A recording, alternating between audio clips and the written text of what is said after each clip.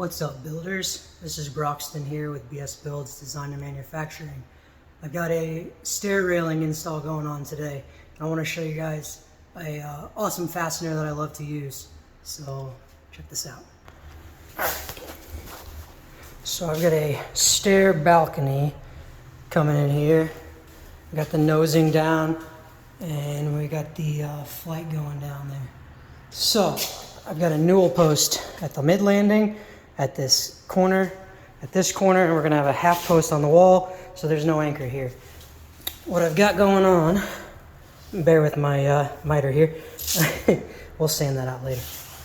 This is called the Fasten Fast, and what you can see in here, these are 6 blue 3 1/4 inch 3/16 Tapcons.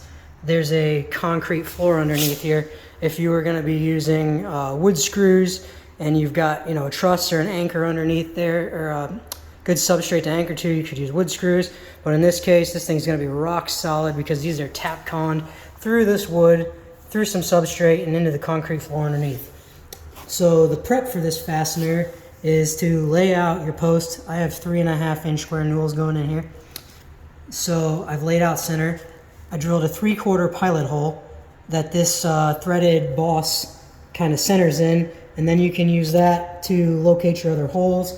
I put mine right on the joint. I usually try to avoid that, but the first hole I drill, I snapped the Tapcon in, so I had to rotate it a 1/12 of a turn to get to a new location where I could drill good holes. Like I said, there's good substrate underneath this, so I wasn't really worried about going through the miter. Later, we've got this other disc. It's countersunk. It goes up into the newel post. Newel post gets spun on. These are by far my favorite fasteners. So I've got this one over here ready to go in, and I want to show you kind of how it goes. So I've got the newel over here. It's upside down. I've drilled a 2-inch hole, 1 inch deep. That's going to work for me in this case. The instructions will tell you exactly what to do. I've got my 6 3 1/2 inch wood screws. I pilot drill a 7/64 pilot hole for these, and then again that 3/4 inch pilot hole, and yeah, so that post is going to go here. So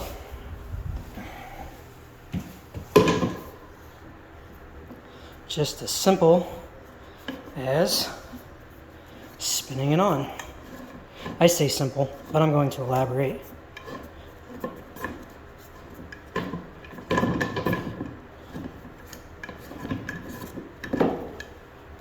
Okay, so that's as far as it went.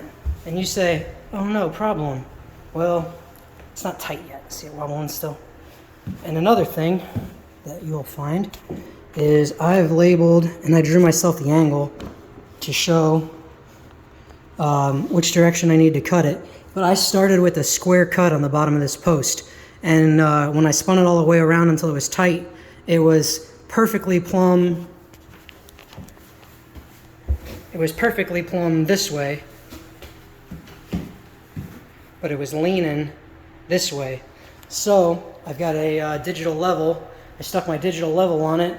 It measured 88.5, so 88.7. So minus 90 is 1.3. So it was 1.3 degrees leaning away towards the stair. So I went and I cut 1.3 degrees, leaving this long point and fading it uphill, so that would compensate back when it tightens. But you're like, wow, how is it going to get it around? Stand by. I've got a trick for that too.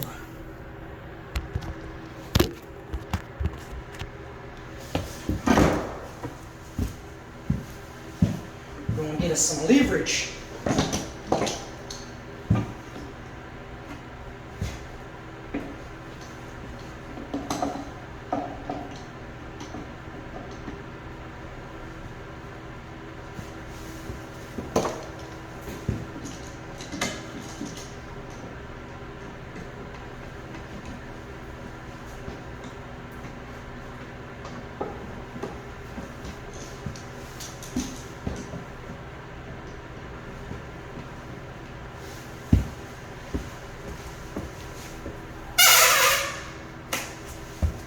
Okay.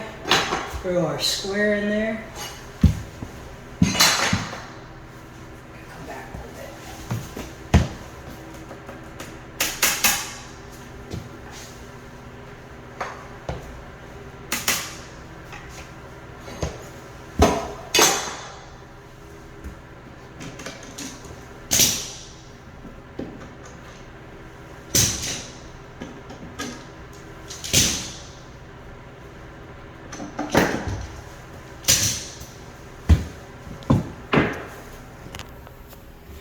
All right, hopefully that was all in the frame.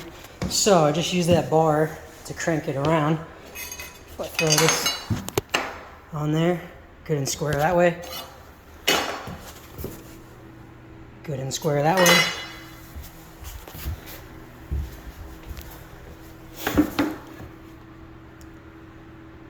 $89.9, I'll take it. I mean, you can't tell that the freaking bubble's out at $89.9. And the other way, $89.9.